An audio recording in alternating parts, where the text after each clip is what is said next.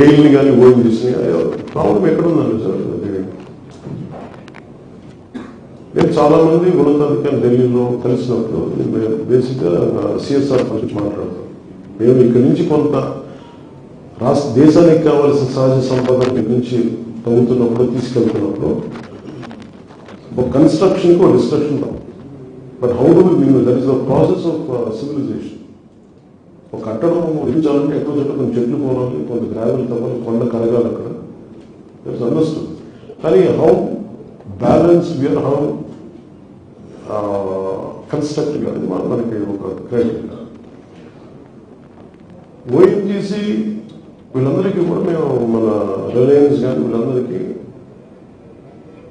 నేను అందుకని మాట్లాడుతున్న పొల్యూషన్కి సంబంధించి కూడా ఇది గ్రీన్ ట్రిబ్యునల్ ఇవన్నీ అంటే మనం ఎక్కువ భయపడితేనేమో సోషల్స్ ఏమి అవ్వదు, అదొక సమస్య ఉంటుంది.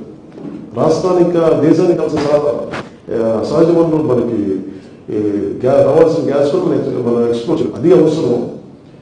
కానీ ఇప్పుడు వాట్ కాస్ట్ అనే దాన్ని ఉన్నప్పుడు ఖచ్చితంగా దాని గురించి వాళ్ళు దృష్టికి తీసుకోవాలి. వాళ్ళందరూ ఏం మాట్లాడతారంటే ఉదాహరణకి ఏటిమోగ ఇష్యూ కూడా ముమ్మడి వనంలో మాకు రిలయన్స్ పైప్ వేసినందుకు మాకు కంపన్సేషన్ ఇచ్చారు, కానీ మాకు ఏటిమోగ మా మత్స్యకారులకు రాలేదు ఇష్యూ. రిలయన్స్ అధికారులు అయితే వాళ్ళు ఏమంటారంటే అసలు మాకు ఈ పైప్ లైన్ మాకు అక్కడ దాకా చెప్పారు, ప్రపోజల్లో అసలు ఏటిమోగ లేదు, మేము ఇవ్వాల్సిన కాంపెన్సేషన్ నిధులన్నీ మేము ఇచ్చేసాం, అది దాని ముందుకి ఎవరికి చేరాలో చేరలేదని, కాంపెన్సేషన్ చేరట్లా, అది ఎంత చెప్తుంది ఎంత చేరట్లేదు తెలిసి ఒక వ్యత్యాసం ఖచ్చితంగా ఇది చదువుతుంది. ఇప్పుడు దిస్ గవర్నమెంట్, ఇప్పుడున్న కూటమి ప్రభుత్వం ఎవరైనా సరే చాలా క్లియర్ కట్గా including with Reliance or including to ONGC, including to we'll ఎవరికైనా సరే మేము చెప్పదలుచుకుంది will communicate in a proper way. ఇంత కమ్యూనికేషన్ ఇస్ వెరీ ఇంపార్టెంట్.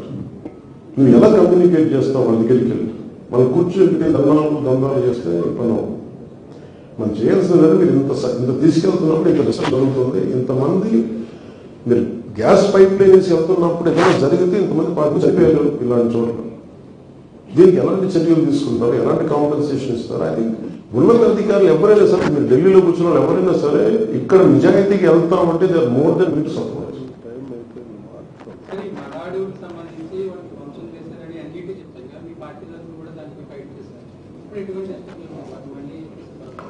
మరాఠు రకాలు ఉన్నాయి.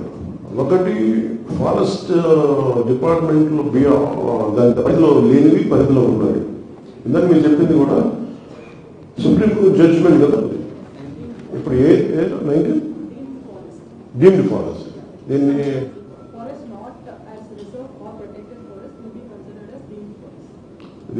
ఏ జడ్జిమెంట్ 6 సంవత్సరాల క్రితం ఇది ఈ పరిధిలోకి రానివి మనకి రిజర్వ్ ఫారెస్ట్ కానీ కింద రానివి ఇవన్నీ కూడా అవి డీమ్డ్ ఫారెస్ట్ కింద చేసి దాన్ని కన్సిడర్ చేయాలని, ప్రొటెక్ట్ చేయాలి. అది కూడా అటవీ శాఖ పరిధిలోనే ఉంటుంది. అలాంటి వాటిని పరీక్షించాలన్నది కాదు. దానికి ఏముందంటే దానికి కావాల్సిన మంచినీరు మరాడులు ఏంటంటే బేసిక్ తీర ప్రాంతాన్ని మీకు తెలుస్తుంది, తీర ప్రాంతాన్ని మనకి సేఫ్ గార్డ్ చేస్తాయి. కాకపోతే ఈ డ్రెడ్జింగ్ వల్ల కొంత పోయింది, ఈ షిప్స్ రావడానికి రాకపోకలకి కోరికలు తీయటం, అలాగే కొంత కాలువలు తవ్వడం, డ్రెడ్జింగ్ యాక్టివిటీస్ వల్ల ఈ నీటి ఒక పని చేసింది. దానివల్ల మరణం కూడా దోషం కారణం. దానికి తోడు గత ప్రభుత్వం చేసింది ఏంటంటే నివాస యోగ్యం ఏదో చేతులు పట్టాలు ఇచ్చి చేతులు దులిపేసుకున్నాం అనే ప్రక్రియలో మరణంలో స్థలం ఇచ్చింది. అక్కడ దాదాపు 3 లక్షల టన్నులు కంకర అక్కడ డంప్ చేసింది, మట్టి ఎర్రమట్టి. కానీ అది ఎప్పుడు నీళ్ళు వచ్చినా సరే మళ్ళీ నీళ్ళు వచ్చేసింది. దాని సహజంగా నీళ్ళు రావలేదు, దాన్ని మార్చింది. అది తిరిగి అది ఎలా చేయాలో ముందుకెళ్ళి కలెక్టర్ గారు ఒక రిపోర్ట్ పంపిస్తారు, దాన్ని ముందుకు తీసుకుంటాం. మన ఖచ్చితంగా మన అవసరం అది. క్లైమేటిక్ చేంజ్ పరిస్థితుల్లో మన తీర ప్రాంతం రక్షించుకోవాల్సిన అవసరం, దాన్ని సేఫ్ గార్డ్ మనలో.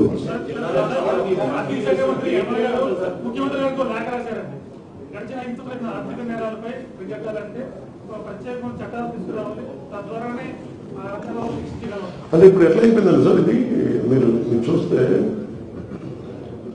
Funds diversion first. మామూలుగా ఏంటంటే ప్రతి ఏ దేనికి కేటాయించబడాలో దాన్ని కేటాయించకుండా రకరకాల పరిస్థితులకి ప్రతిసారి కొంచెం ఫైనాన్షియల్ ఫిజికల్ అడ్జస్ట్మెంట్ ఉంటుంది, కానీ అసలు ఇవన్నీ తొంగలో దొరికిస్తుంది లాస్ట్ ప్రభుత్వం. సో దానికి ఖచ్చితంగా ఒక నియంత్రించే ఒక వ్యవస్థ ఉండాలి. ఉదాహరణకి ఇదివరకు ఫండ్స్ డైరెక్ట్ గా స్టేట్ ఎక్స్చేకర్కి వచ్చేస్తే ఎన్ని సెంట్రల్ ఫండ్స్ ఇప్పుడు సెంట్రల్ గవర్నమెంట్ కూర్చోబెట్టి నీకు పంచాయతీలు డైరెక్ట్ అకౌంట్స్ పంపిస్తాం, లేదంటే ఇలా ప్రత్యేకించి స్ట్రీమ్లైన్ చేస్తా ఉంది. దాంట్లో భాగంగానే will take that kind of action. I think it is needed, but how do we do it will be our explain.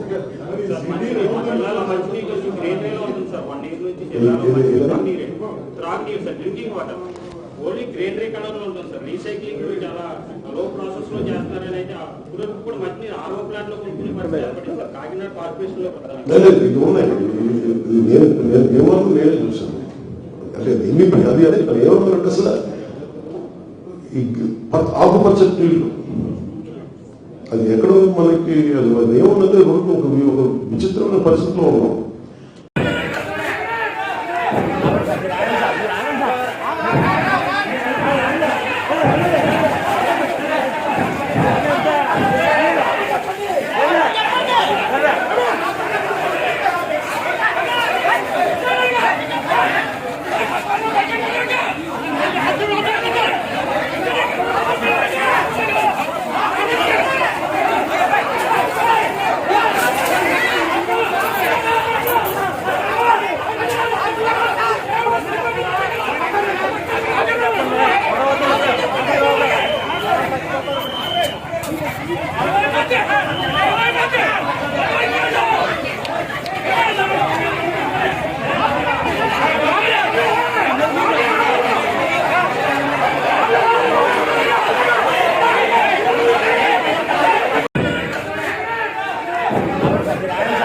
Sir.